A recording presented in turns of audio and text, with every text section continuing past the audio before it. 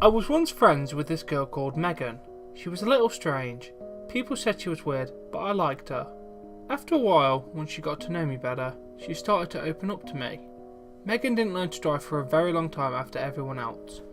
She was always very hesitant to even get into a car. It wasn't until quite a while later into our friendship that she explained to me the reason behind this.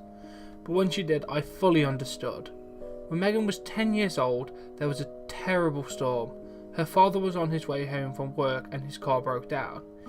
He wasn't very far from their house, so he rang home and Megan's mother decided to take her own car and go out and collect him. This left Megan at home to look after her little sister, Susie. Megan couldn't believe her eyes only 20 minutes later when she saw the flaming wreck of her mother's car on the news bulletin. The storm had gotten much worse and her mother had lost control, leaving Megan and Susie orphans.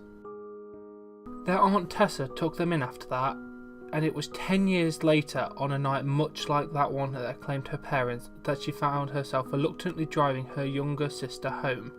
She was driving round a bend when she saw that a tree had fallen across the road. She braked immediately, but it was too late. After the initial impact and several barrel rolls, Megan was drifting in and out of consciousness, and she looked to see if her sister was okay. She wasn't in the seat next to her. She looked around and just in time to see two dark figures leading her sister away from the wreck.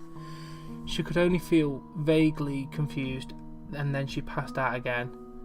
When she woke up, she was in a hospital bed. She asked about her sister, and the doctor sat down and explained that Susie had died immediately on impact.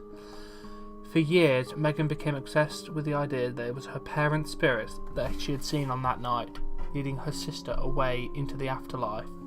In her grief, what she had seen weighed heavily on her mind, driving her further and further away from sanity over time. It was 3 years later, on the night that her sister had died, that there was another storm, and Megan was beside herself with the memories. She drove out into the storm with no destination in mind. She just drove for hours and hours, until eventually she grew tired and her eyes grew heavy and she started to doze. The car drifted off the road and she crashed through the dense trees on the roadside. She lost consciousness briefly, and when she came around, she realised that she had bumped her head, but she was okay. She started to cry, having realised she wouldn't be seeing her parents that night after all. But then she saw a flicker in the rearview mirror over her head. She turned to see two dark figures walking towards her, and for a brief moment she was filled with hope and with happiness. But that moment was shattered when the tail light of her car illuminated the faces of the two figures. It wasn't her parents. It wasn't even human. They both had grotesque faces, long sharp teeth coming out of jagged lips and faintly glowing eyes. Megan screamed out of terror and the creatures froze. She didn't hesitate. She wrenched the twisted car door open and she ran. She kept running. She didn't stop.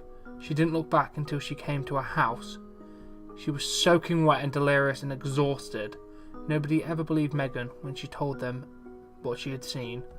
They all told her it was just a result of the bump on the head. But Megan believes it, and I believe it. And if you heard her speak about that night the way she did to me, you would believe it too.